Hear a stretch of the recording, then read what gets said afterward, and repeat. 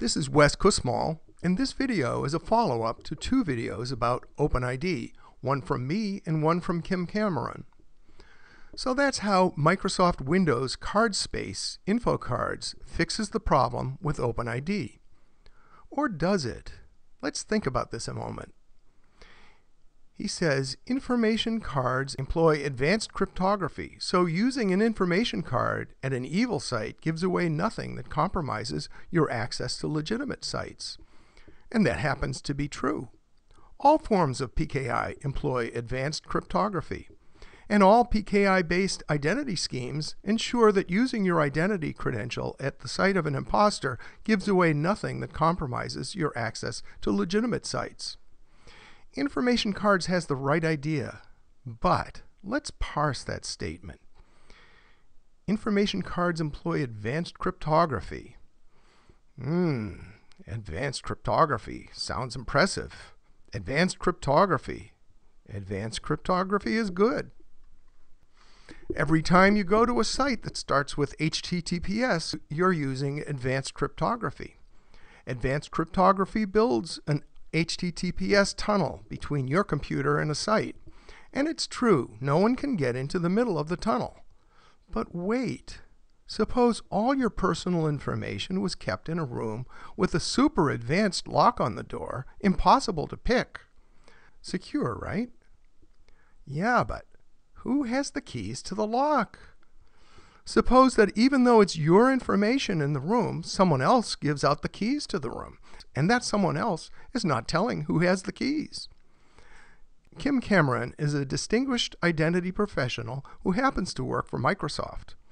Not that there's anything wrong with Microsoft, it's just that who keeps the keys? And wait, this is all about certificates and certification. After all, what is an info card but a certified credential? In fact, an info card is based upon a digital certificate. Any certificate, whether on paper or on bits, consists of authority attesting to a claim. A driver's license is authority attesting to the assertion that you're competent to drive. A passport is authority attesting to your legal right to travel abroad. A license to practice a profession like doctor or lawyer or architect or building inspector is authority attesting to professional accountability and competence. A birth certificate is authority attesting to the circumstances of your birth. Now, who has the authority to attest? Well, anyone can claim authority and attest to anything. Recall these examples of different kinds of attesting authority from the World History video. Here it is again if you didn't see that video. Top left is a birth certificate for a Cabbage Patch doll, lots of fun for kids. Top right is a real birth certificate. In the middle are uniforms. Don't try faking the one on the right. Then there are passports, a Microsoft.net passport identity credential, and a real passport. Use whatever name you want for the one on the left, but don't try that with the one on the right. Can you imagine if the physical world worked like this? Not that Microsoft is like this, but authority in the context of identity credentials should mean public authority. Establishing the authority to certify is not like establishing a software business. DCPA, duly constituted public authority, City Hall, where policies are made by officials who are accountable to you, the resident and voter, and policies that are a matter of law, not some corporation's whim. And public officials can administer oaths that carry the penalty of perjury. I am a free enterprise enthusiast, but in this case I'm afraid that the job of attestation must be done by the same people who issue genuine birth certificates, driver's licenses, passports, building and occupancy permits, professional licenses, etc. For attestation to be worth anything, it must be done by what I call DCPA, duly constituted public authority.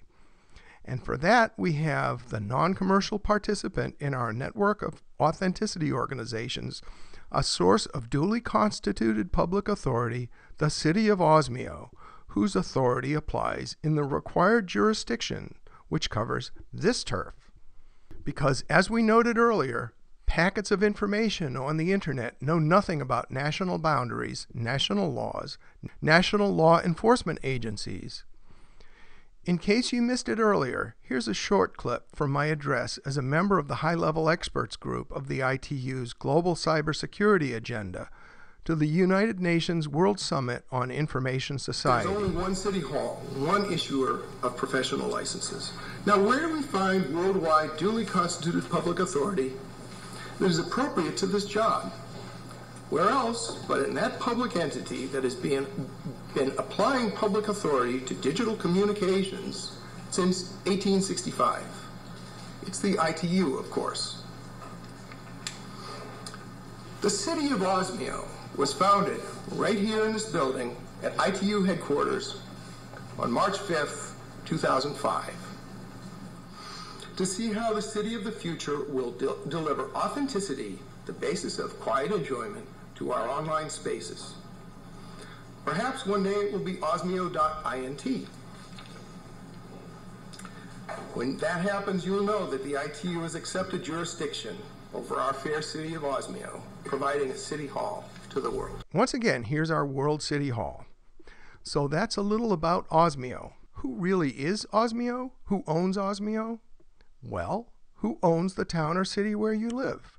The answer, of course, is that you do. Residents are the owners of the municipality where they live.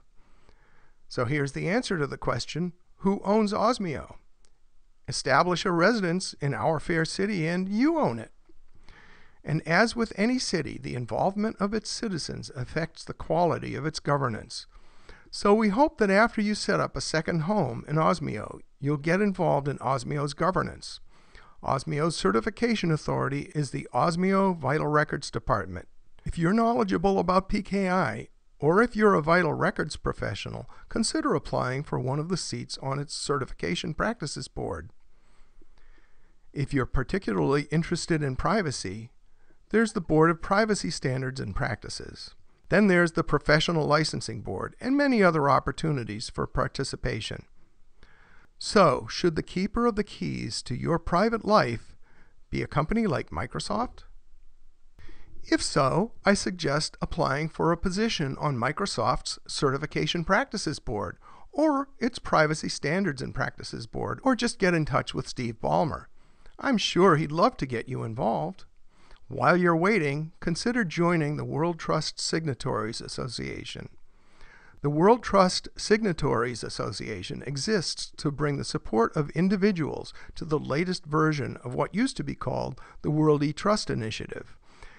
Since the ITU's charter limits its constituency to national governments and sponsoring companies, a separate organization, the World Trust Signatories Association, is needed to bring the voice of individuals like you and me to urge the adoption of the building blocks of authenticity.